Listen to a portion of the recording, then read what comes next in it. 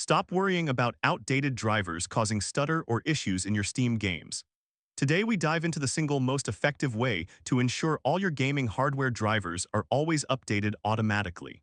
Start by right-clicking on the Start button located in the bottom left corner of your taskbar.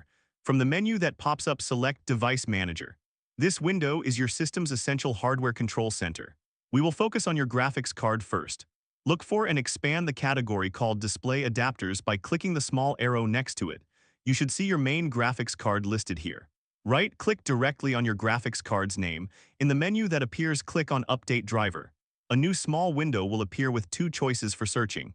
Select the top choice, which is Search automatically for drivers. Windows will now perform a deep scan of your computer and its online database to find the absolute newest driver available. If a newer one exists, it will automatically download and install it for you. This process is highly reliable. Go up to the very top menu bar of the Device Manager window and click on the Action menu. In the Action menu, click on Scan for hardware changes. This single command forces Windows to actively re-examine and revalidate all your connected components. This includes vital gaming peripherals like controllers, VR headsets, or external audio gear Steam uses. It guarantees these crucial Steam accessories are running the latest driver version automatically.